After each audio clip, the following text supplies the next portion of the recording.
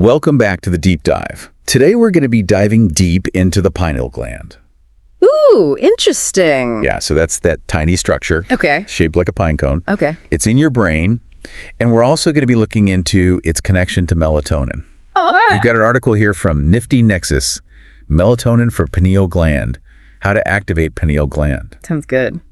You know what I've always been fascinated by, this pineal gland? Oh, yeah. It's got that nickname, the third eye. Right. But we're not really going to be diving into any of that mystical stuff today. We stick to the science. Yeah, we're going to stick to the hard science. Okay. But what's Nifty Nexus tell us about it? Well, the Nifty Nexus article dives into how the pineal gland regulates our sleep. It talks about its relationship with melatonin and how you can actually support its function naturally to improve your well-being. Okay, I am intrigued. All right. So how small is this thing? Is it really like a pine cone? It's pretty tiny. I mean, it's about the size of a grain of rice. Okay. And it sits deep inside the brain. Oh. And actually, you might be surprised to learn that it receives a lot of blood flow, second only to the kidneys. Wow. That is a lot of blood for such a small gland. Yeah, it's pretty important. It must be super important then. It is, yeah. It controls your sleep patterns, could even influence decision-making, and some researchers believe it impacts how we perceive reality. Wow. Okay. Yeah. A lot of responsibility for a tiny little grain of rice. Right. And it does all this through melatonin, right? Well, yeah, it does, but it's not just about how much melatonin your pineal gland makes. Oh, okay. It's also about when it makes it. So there's more to it than just, popping a supplement before bed. Exactly, yeah. It's all about working with your natural circadian rhythm. The pineal gland is basically your internal clock. Okay. And it's designed to increase melatonin production when it gets dark outside, which then prepares your body for sleep. Okay, so that's why we naturally feel sleepy when the lights go out. Yeah, exactly. So what happens when that gets disrupted? Like, what if you work night shifts? That's when you might start having things like insomnia. You might even get migraines. Oh, wow. And there are a few factors that can disrupt melatonin production, including just getting older, things in the environment, and even some medications. So it's not just about how much sleep you get. It's also about getting the right kind of sleep at the right time. Yeah, for sure. Okay, so what are some of the things that can mess with our melatonin production? One of the biggest culprits is something called calcification of the pineal gland. Okay. Basically, calcium builds up on the gland, and this can happen as we age. Okay. And this research suggests that over 60% of people experience some level of pineal gland calcification. 60%? Whoa, really? Yeah, 60%. That's a lot higher than I would guess. Right. So what does that mean? If it's calcified, does that mean no sleep? Well, it's not always that bad. Okay. A little bit of calcification is pretty normal as we age. Right. But if too much builds up, it can affect how much melatonin the pineal gland can produce. And that leads to sleep disruptions and could even contribute to some other health problems. Other health problems? What do you mean? Research is still ongoing. Right. But there are potential links between pineal gland calcification and cognitive decline, and even some neurodegenerative diseases. Okay, well, that is concerning. It's something to keep in mind, yeah. Yeah, for sure. So what causes this calcification? Well, some factors are just unavoidable, like age, but there are things that you can do to minimize your risk. Okay, what can we do? For instance, exposure to fluoride has been linked to pineal gland calcification. Fluoride, like what's in our water and toothpaste? Yeah, exactly. And because of that, some people choose to filter their water and use fluoride-free toothpaste as a preventative measure. Okay, interesting. So are there studies that actually quantify how much fluoride affects it? There's definitely research out there that suggests a connection, but more studies are needed to really quantify the impact. Okay, that makes sense. So aside from watching our fluoride intake, what else can we do to keep our pineal glands healthy? Well, living a healthy lifestyle in general can really go a long way. Okay. We're talking about a balanced diet, regular exercise, and managing stress levels. So all those good habits we always hear about are good for this too? Absolutely. It all works together. Okay. And remember that statistic about 70 million Americans struggling with sleep. Right, you mentioned that earlier. Yeah. I guess that really shows how important a healthy pineal gland is. It is. It's not just about being tired, it's about your whole health. Exactly. Not getting enough sleep can increase your risk of heart disease, obesity, and even some types of cancer. Whoa. Okay, so yeah, it's definitely important to take care of our pineal glands. Yeah, definitely. So aside from a healthy lifestyle and watching out for fluoride, are there any other specific things we can do? Well, the Nifty Nexus article highlights how important light is. Oh, okay. Specifically, getting enough natural sunlight during the day helps regulate how the pineal gland produces melatonin. So getting outside to getting some sun is a good thing. Yeah, it is. Okay, I can do that. What about at night? Well, on the flip side, it's crucial to minimize your exposure to artificial light, especially the blue light from electronic devices, in the hours leading up to bedtime. Right, put the phone away. Yeah. I'm definitely guilty of scrolling before bed. Yeah, I think we all are. Okay, but what about those nights when you just can't sleep? Does the article talk about melatonin supplements? It does. While the focus should always be on helping your pineal gland to function naturally, melatonin supplements can be helpful for some people, especially those struggling with sleep disorders. Yeah, I've heard melatonin can be kind of hit or miss. Yeah, Is that because of what we were talking about earlier with the timing of it? you're exactly right. Okay. Taking a melatonin supplement at the wrong time can mess up your natural sleep rhythm. Wow. So it's not just about taking the pill, it's about taking it at the right time. It is. Okay, that's really interesting. Yeah. And of course, before you start taking any new supplements, it's always a good idea to talk to your doctor to figure out the right dose and make sure there aren't any potential interactions with other medications. Right. Always good to get a doctor's advice. Yeah.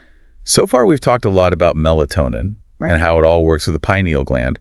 But are there any other cool insights about the pineal gland itself from this article?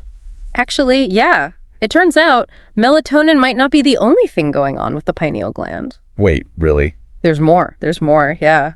Research suggests the pineal gland might also be involved in making other substances. What kind of substances? One of the key ones they mention is serotonin. Serotonin. Isn't that like the mood regulator? That's the one, yeah. Okay. Seems like this tiny gland in your brain might be involved in your emotional well-being, too. Wow. Okay. So this pineal gland is like an overachiever. It is. It's doing a lot. It's doing a lot, yeah. But wait, does that mean it actually produces DMT, like some people say? Well, this is where we have to be careful and separate fact from fiction. Right. The article specifically addresses this and says that while the pineal gland might produce tiny amounts of DMT, it's nowhere near enough to cause any psychedelic effects. So all those claims about it being like a spiritual gateway or whatever, that's not really scientifically backed. Not based on the current research, no. Okay. Yeah, always best to go with credible sources and scientific evidence, especially when it comes to our health. Right. Makes sense. Yeah. Well, this has already been a super eye-opening deep dive. Good. I can't wait to hear what else you found in this article. Okay, well, let's see. Did you know that the size of your pineal gland can actually change quite a bit? Hold on, really? I thought it was always like a grain of rice. That's the average, yeah. Okay. But research has shown that things like body weight and your sleep patterns can actually affect pineal gland size. Wow. Okay. Yeah. So how much are we talking about here? Well, studies have shown that people who are obese often have smaller pineal glands. Compared to people who are lean. Okay. And interestingly enough, people with insomnia, primary insomnia, also tend to have smaller pineal glands. Huh. That's fascinating. It is. There's so much more to this little gland than you think. There is. That's what makes this whole deep dive so interesting. It's about finding all these connections and really understanding how this little gland that seems so small actually has a big impact on our health and well-being. Yeah, absolutely. I'm hooked. Tell me more. Okay, all right. Let's change gears a bit and talk about some practical ways that you can support your pineal gland's health. Okay. We talked about lifestyle earlier, Right. but there are some very specific things you can do to actually help it work better. Okay, let's hear it. I'm ready to give my pineal gland some TLC. Okay, so let's talk about diet. Okay. What you eat can really make a difference. Okay, so what kind of foods are good for the pineal gland? You want to focus on foods that are rich in tryptophan, Tryptophan. magnesium, and vitamin B6. Those nutrients are really important for making melatonin. Okay, so what are some examples of those foods? Like, what should I be eating? Think nuts and seeds, Okay, whole grains, leafy greens, and fatty fish like salmon. so basically a healthy diet. Pretty much, yeah. Not just good for your body, good for your pineal gland. Exactly. It all ties together. Okay, cool. Yeah. You also mentioned something about having a regular sleep schedule. Right? What's that all about? It's really all about consistency. Okay. Try to go to bed and wake up at around the same time every day, even on weekends. Oh man, that's tough. I know, it's tempting to sleep in on Saturdays. Yeah, I'm the queen of hitting the snooze button. But trust me, even small changes can make a big difference. Okay, so like what? What kind of changes? Start by going to bed just 15 minutes earlier each night until you get to your ideal bedtime. Okay, so baby steps. Baby steps, exactly. I can do that. What about, like, making my bedroom more sleep-friendly? What can I do there? Right, we talked about minimizing blue light before bed, but it's super important to create a really relaxing sleep environment. Okay. Keep your bedroom cool, dark, and quiet. Okay. Maybe try some blackout curtains or an eye mask to block out any light. I actually just got some blackout curtains, and they're amazing. Oh, nice. It's like a cave in there. That's great. Yeah, it's so much better. What else? Maybe think about adding some stress-reducing activities to your routine. Oh, yeah. Things like meditation, deep breathing exercises, or even a relaxing yoga routine before bed can help calm your mind and body. You know, I've been meaning to try meditation, but Yeah. I never seem to find the time. It doesn't have to be a lot. Even just 5 minutes in the morning can make a difference. Really? Yeah. And there are tons of apps out there with guided meditation, so it's super easy to get started. Okay, maybe I'll check those out. Yeah. Okay, so we've got meditation. Any other tips for stress? Well, don't forget about exercise. Oh, right. Exercise, yeah. That's important for pineal gland health, too. Okay. Helps with stress management. And just overall well-being, which, in turn supports your pineal gland. Okay, so basically all the things that are already good for us are good for the pineal gland, too. Exactly. It's all connected. Cool. Oh, and you know what? We were talking about healthy habits. Yeah. What about water? Oh, yeah. Hydration is super important. I always forget about water. It's easy to forget, but staying hydrated is essential for every single thing your body does. Okay. Including keeping your pineal gland working properly. Okay, good to know. So we've got diet, exercise, sleep hygiene, stress management, and hydration. You got it. All essential for a healthy pineal gland. Yes. What about supplements? We talked about melatonin earlier. Right. But are there other supplements that can help with the pineal gland? Yeah, some people find that things like magnesium, vitamin D, and antioxidants can be helpful. But just like with any supplement, it's always a good idea to talk to your doctor before starting something new. Right. Always good to get personalized advice from your doctor. Yeah. Okay, so going back to pineal gland calcification for a second. Are there any symptoms that might indicate a problem? That's a good question. The article mentions that frequent migraines and chronic headaches could be potential signs of a calcified pineal gland. Really? I get migraines sometimes.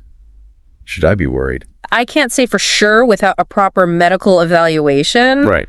But if you're experiencing those symptoms, it's always a good idea to talk to your doctor just to rule out any underlying issues. Yeah, that makes sense. What about just like trouble sleeping? Could that be a sign too?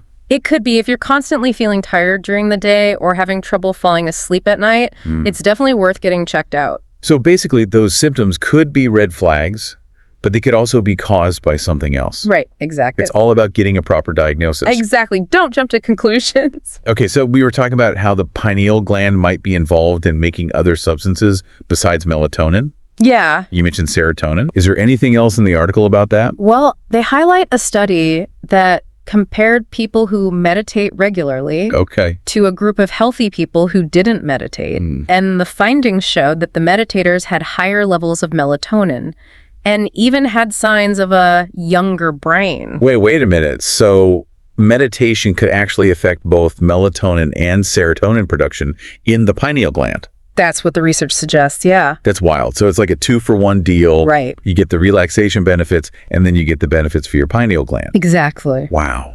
I've always thought of the pineal gland as like the third eye, that whole mystical thing. Right, right. But I never really considered its connection to mood and things like serotonin. It's pretty amazing how this one tiny gland plays such a diverse role in our health and well-being. Totally. I'm so glad we did this deep dive into the pineal gland. Yeah, me too. What else did you find out from this article? Okay, well, let's talk about something that might surprise you. Remember how we were talking about the pineal gland's sensitivity to light? Yeah, and how important it is to get natural light during the day and avoid artificial light at night. Right. Well, it turns out certain medications can also affect how the pineal gland works. Really? And potentially mess with melatonin production. Wow. What kind of medications? The article specifically mentions beta blockers. Okay.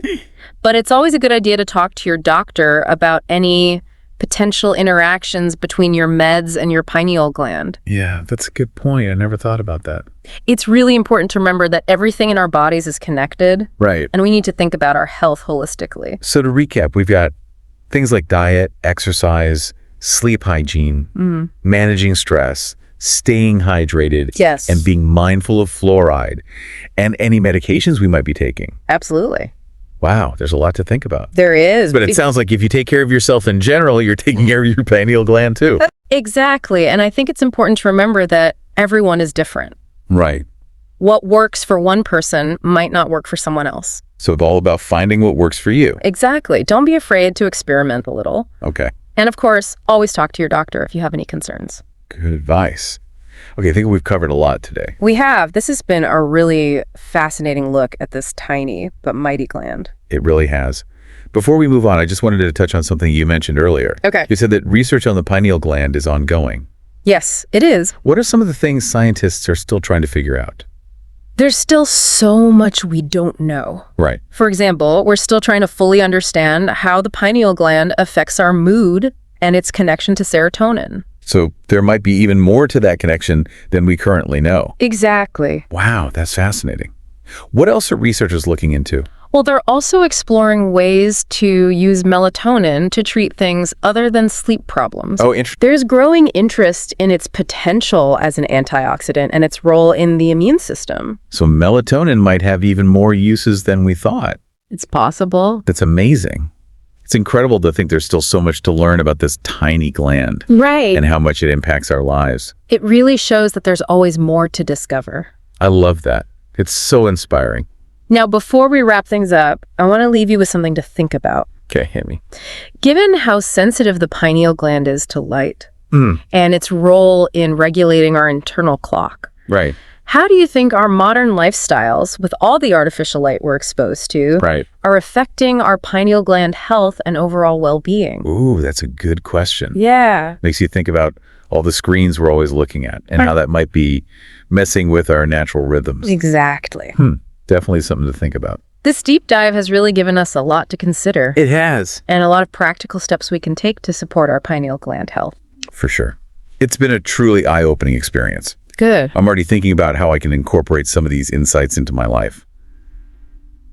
It's funny, I used to think of sleep and mood as like totally separate from like the physical parts of health, but it seems like it's all connected. It really is, yeah. Yeah. You can't really separate different aspects of your health. Right. What you do in one area is going to affect other areas. That's so true.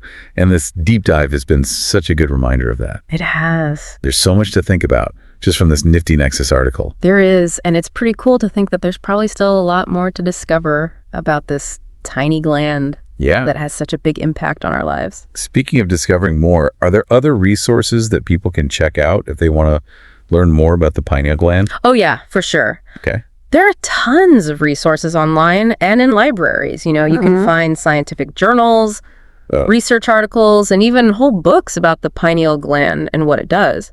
So for all our listeners who are now totally fascinated by this pineal gland, Right. there's plenty more to learn out there. Definitely.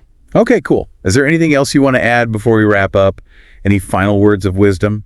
Well, just one thing. Oh. While we've mostly been talking about the science of the pineal gland, Right. I think it's also important to remember how important it's been throughout history and in different cultures. Oh, yeah. Like, for centuries, people have connected the pineal gland with spiritual ideas, Right, right. like the third eye and intuition. Yeah, it makes you wonder if those ancient cultures knew something we didn't, even if they didn't have the science to back it up. It really does add to the mystery Yeah. and makes this gland even more fascinating. Totally agree. Well, I think it's time to wrap up our deep dive into the pineal gland. Sounds good. It's been a trip. Yeah. We've uncovered some pretty cool facts, some practical tips, and lots of those aha moments. Definitely. It's been awesome having you as our expert guide today. Well, thanks for having me. It was fun. Yeah, and to all of our listeners, thank you so much for joining us on the deep dive. Yes. Thanks, everyone. We hope you learned something new and are feeling inspired to take care of your pineal gland. That's right. Remember, even small changes can make a big difference. So start building those healthy habits today. Yeah. Until next time, stay curious and keep on exploring.